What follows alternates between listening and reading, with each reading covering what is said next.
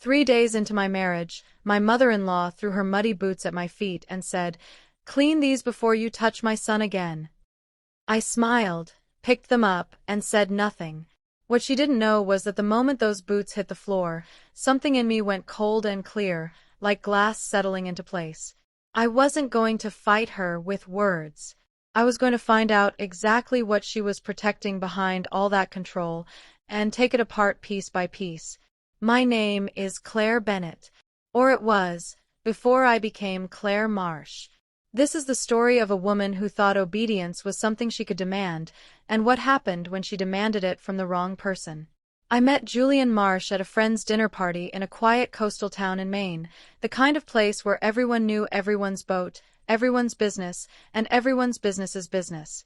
Julian ran the accounting side of his family's shipping supply company, a company his late father, Nathaniel Marsh, had built from a single dock warehouse into a regional operation with contracts up and down the coast. Julian was steady, thoughtful, the kind of man who listened twice before he spoke once. I fell for him slowly, the way you fall for someone you actually trust. His mother, Diane Marsh, was a different story entirely. Diane had run the family's finances since Nathaniel passed away 6 years earlier. She held the checkbook, the passwords, the keys to the office safe, and, as I would come to learn, a great deal more than that. She wasn't warm, but she wasn't cold either. She was strategic. Every compliment came with a small hook in it. Every kindness had a price tag you didn't see until later. Julian's never had to manage on his own, she told me once at a family dinner, smiling as she topped off my wine glass without asking. It's a good thing he found someone who understands that a family runs best with one person holding the reins. I smiled back and said nothing. I should have paid closer attention to how much that sentence revealed. We got married in the spring, a small ceremony by the harbor with maybe 60 guests. Diane cried during the vows, dabbing her eyes with a handkerchief that matched her dress a little too perfectly, like she'd planned the whole moment. Julian's older brother, Theodore, stood as best man, quieter than usual, distracted in a way I didn't understand yet. 3 days later, we were staying in the guest wing of the Marsh family house while renovations finished on our new place across town. That's when the boots happened. Diane had come back from the boathouse that morning, tracking mud straight through the hallway. Instead of removing her boots at the door the way she demanded everyone else do, she walked into the kitchen where I was making coffee, pulled them off in front of me, and dropped them at my feet. "Clean these before you touch my son again." I want you to understand what that sentence really was. It wasn't about boots. It was a test to see whether the woman who married her son would kneel down and prove her place. I smiled. "Of course, Diane. I picked them up." Julian walked in just as I was setting them by the back door. His face went pale. "Mom, what is this?" Diane didn't even look at him. "Your wife and I are just getting to know each other's roles in this house." I looked at her and said quietly, "I think I understand my role just fine." Then I walked upstairs, sat on the edge of the guest bed, and did something I hadn't planned on doing that morning. I opened my laptop and started looking through old boxes of paperwork Julian had asked me to help him sort through the week before, boxes from his father's old office that had been sitting untouched in the attic since Nathaniel passed. I wasn't looking for anything specific. I was angry, and I needed something to do with my hands that wasn't crying. Over the next several weeks, I quietly sorted through the remaining boxes whenever I had a free evening, mostly to keep myself occupied while Diane found new small ways to remind me who ran that house. Most of it was ordinary: old invoices, warranty papers, holiday cards. But buried in a folder of old tax records, I found a business ledger page that didn't match anything else in the file, a separate account, opened 4 months after Nathaniel's death, with deposits coming in every quarter that didn't correspond to any client contract I recognized from the company's public records.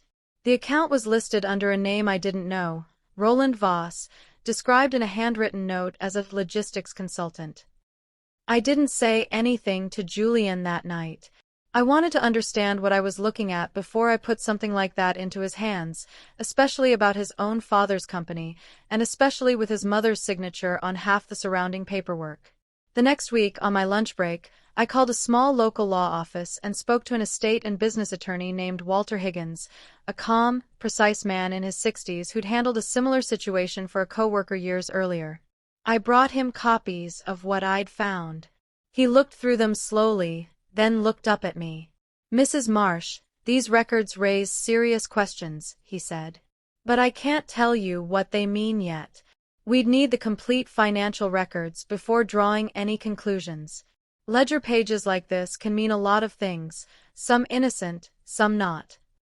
I remember sitting in his office, still in my work clothes, thinking, I don't know yet what I'm looking at, but I know I won't stop until I do. I told Walter I wanted to move forward carefully.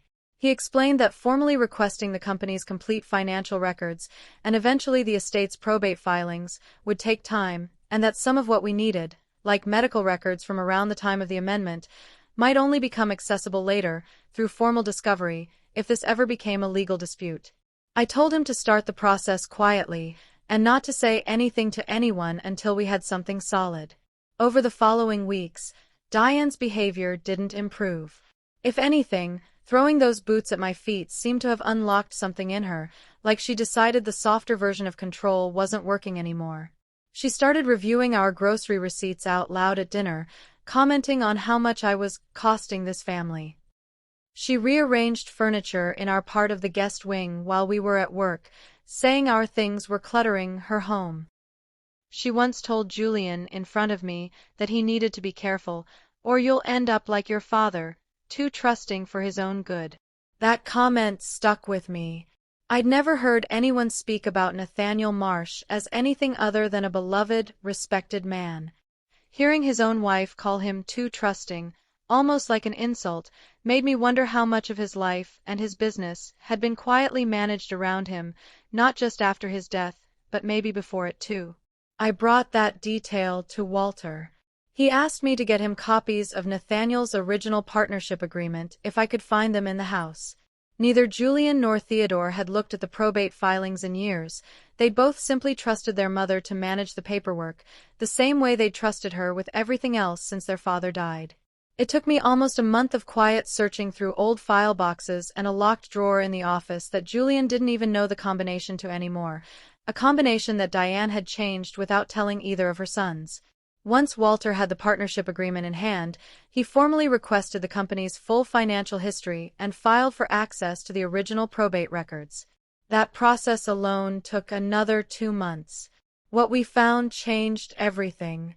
Nathaniel Marsh's original partnership agreement split company ownership 3 ways after his passing: 40% to Julian, 40% to Theodore, and 20% to Diane as a managing share, meant to give her oversight, not control. But an amendment filed 5 months after Nathaniel's death restructured the ownership entirely. Diane's share jumped to 55%. Julian and Theodore's shares were cut down to 22.5% each. As for Roland Voss, Walter's investigation turned up something Julian hadn't known. Roland was a distant cousin of Diane's, living 2 states away, who had let Diane use his name and a business account he barely touched in exchange for a small monthly cut. He wasn't running any real consulting work. He was, in Walter's words, a name on a folder, nothing more, a knowing participant, but a minor one, mostly along for a quiet paycheck while Diane funneled actual company revenue through inflated invoices under his business name for 6 years. Once the case moved into formal probate proceedings, Walter was able to subpoena medical records from the week the amendment was signed. They showed Nathaniel had been hospitalized and heavily sedated following a medical procedure during that exact period. Walter had the signature on the amendment reviewed independently. A forensic document examiner later concluded the signature was inconsistent with Nathaniel's verified signatures from every other period of his life. Based on the medical records and the examiner's findings, Walter told us, sliding the full report across his desk, there's strong evidence this signature was either forged or obtained while your father was in no condition to understand what he was signing. I sat there for a long moment. Not because I was surprised Diane was controlling. I already knew that. I was quiet because I finally understood how far that control went and how long it had been hiding in plain sight. That night, I told Julian everything. not with accusations, but with the folder Walter had prepared, laid out in order, one document at a time. I watched my husband's face change from confusion to disbelief to something heavier, grief for a version of his father's final years that he never got to fully understand. "She's been taking money from the company since he died," Julian said quietly. It wasn't a question. "The evidence suggests that," I said carefully. "And the amendment giving her majority control may not have been something your father was capable of agreeing to at all." He looked at me, and I saw something shift behind his eyes, not anger at me for finding it, but relief that someone had finally found it. "Why didn't you tell me the moment you found the ledger page?" he asked, not accusing, just asking. "Because I didn't want to hand you a suspicion about your own mother without proof," I said. "I wanted to bring you something solid enough that no one could argue their way around it. And honestly, it took months to even know what I was looking at."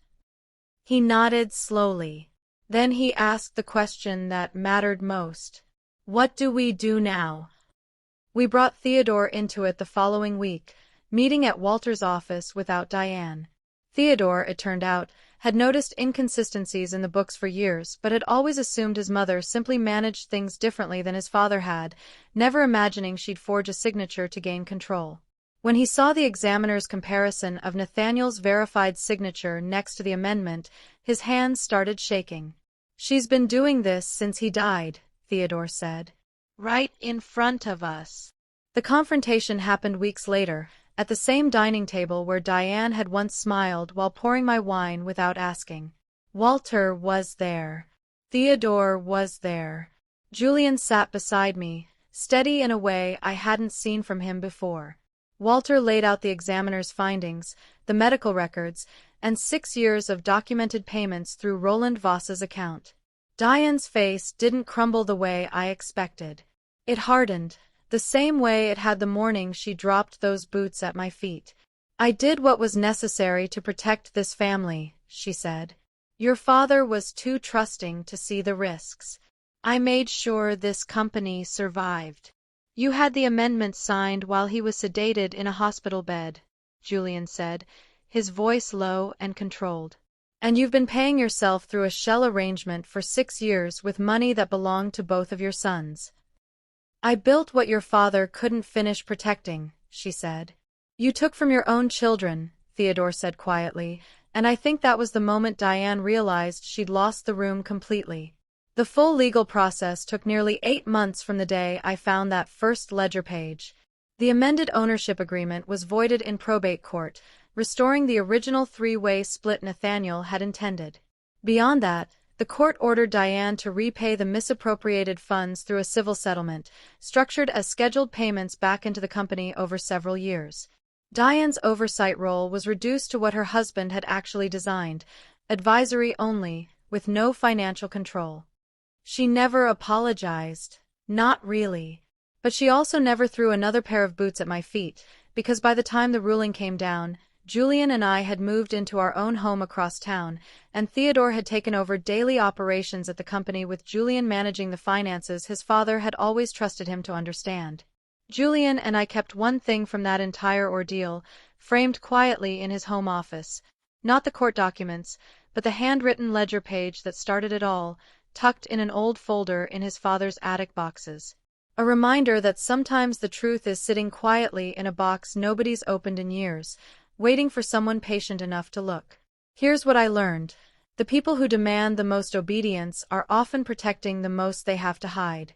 Real love and real family isn't built on someone kneeling to prove their place.